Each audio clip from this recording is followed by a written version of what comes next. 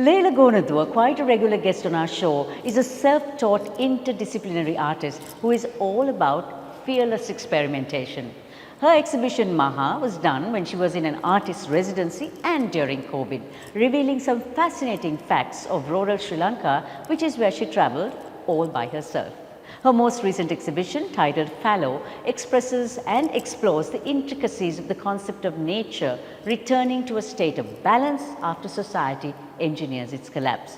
A timely and relevant subject that has inspiration behind it and that hits very close to home. Here to deep dive into the whys and wherefores of Fallow and more is the wonderful Layla Gonaduwa. Why Fallow? What brought you this distance? Well, the distance was traveled sometime back, a couple of years ago, right after the Aragalaya. I did have an exhibition at Barefoot. And then I took a long break. And part of that break sort of was, traveling deep down south.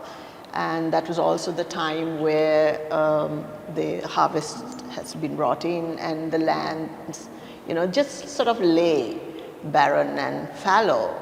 And I spent days walking through these fields, and just to sort of, I was thinking about the fields and what kind of goes, deep down underneath on a very subterranean level.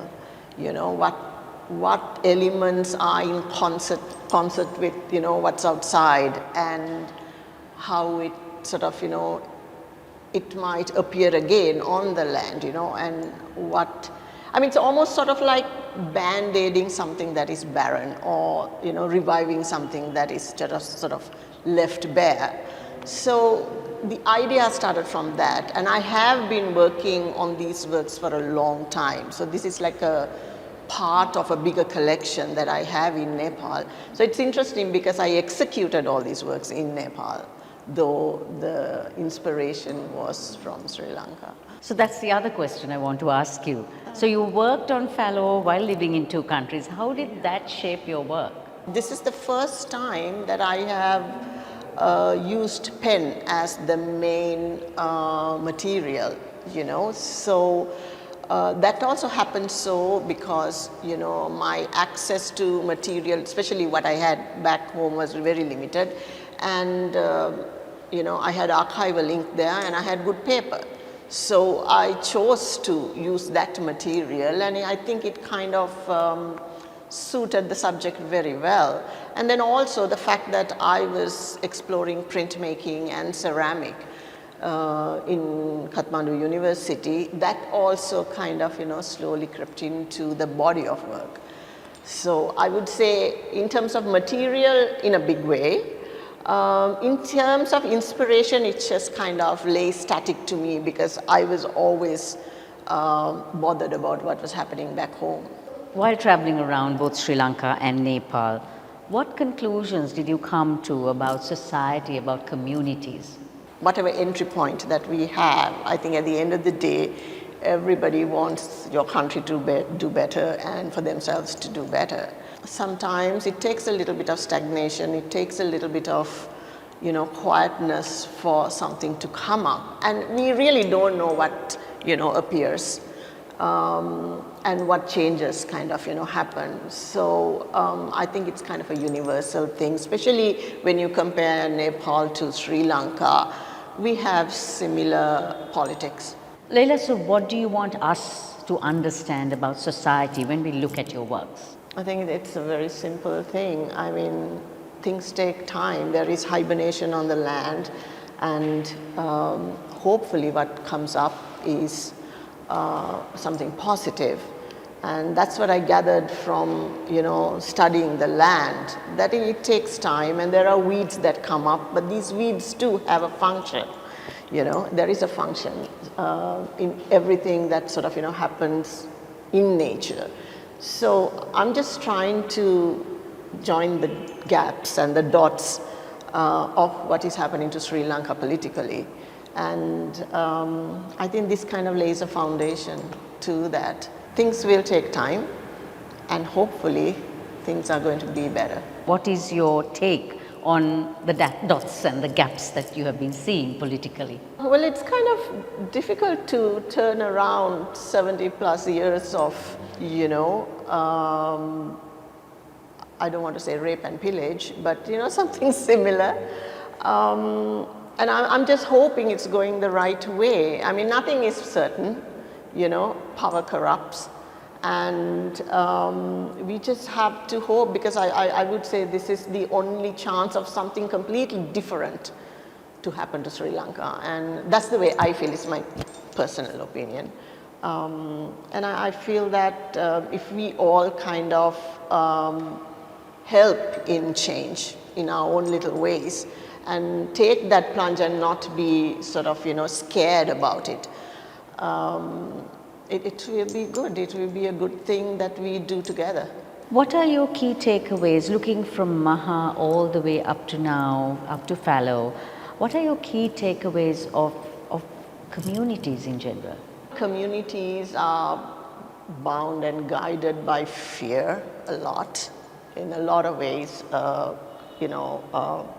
Fear comes in, different ways. And economic fear, then of, tribe and community. So I think the politics that have governed us so far have sort of, capitalized on those fears.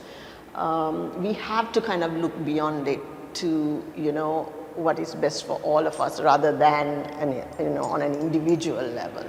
So because that was very apparent to me when I was traveling for Maha. Because as a stranger, there was fear of me. There was fear of me as a woman. There was a fear of somebody traveling alone. There was a fear of why there was no proper sort of explanation as to what I was doing.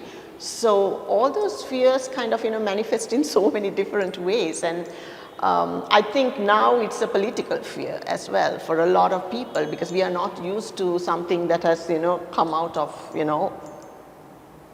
something that we never thought would happen, right? So, but I think we need to embrace that. I really think, because, if not, we would never know what is possible, right, with something new. What did you see in your mind's eye, and how did you translate that into paper? For instance, the folds that we see. In terms of a canvas, paper was my base, and I wanted to stress the base. So I first kind of folded it and overlapped it. So it's just one piece of paper. There are no, I didn't break it completely and kind of put it together again. So it's just folded and, overlapped, and that way I kind of stressed something, and on that stress I grew these weeds, and I grew, something that is scorched and burnt out. You're based in Nepal now for most of the year, at the University of Kathmandu. Yeah, that was a recent thing. Okay. I wish I joined them before, but I was also working alone, and the time had to be right for me to kind of venture out, and I did.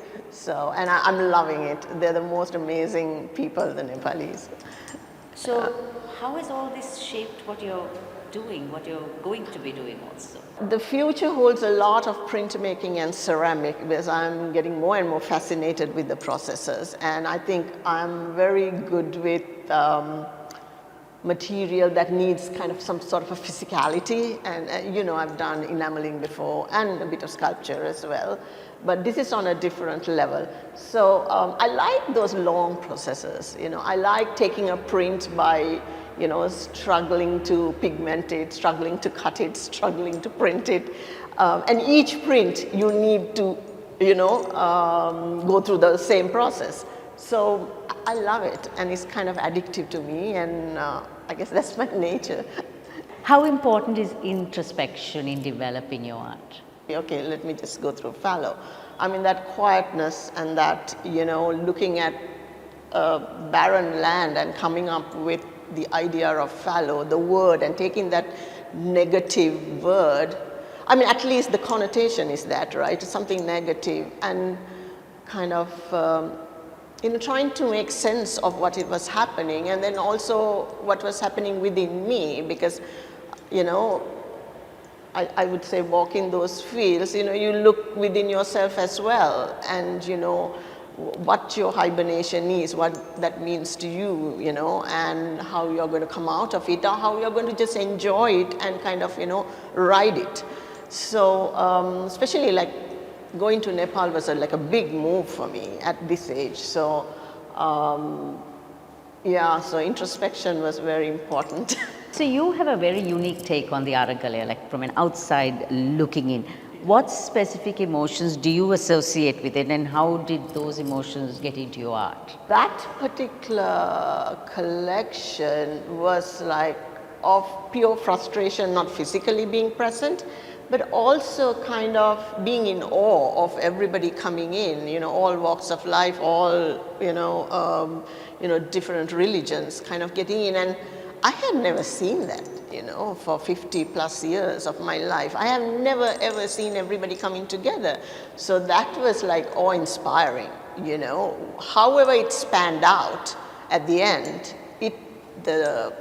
when it was happening, I was completely riveted. And that shaped my work there for that collection. What's next? Next is, you know, really explore printmaking and ceramic. We are retiring back in 2026 in Sri Lanka, and I hope to have my studio space with the necessary kilns and, you know, equipment.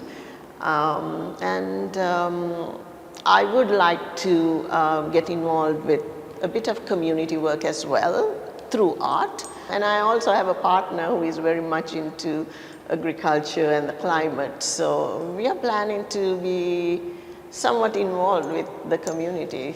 Good luck, and we hope we will get to see the fruits of your labor sometime soon. Thank you so much, Savi. Kaleidoscope is on YouTube, Facebook, Instagram and LinkedIn. If you're watching us, subscribe, follow and like us for more.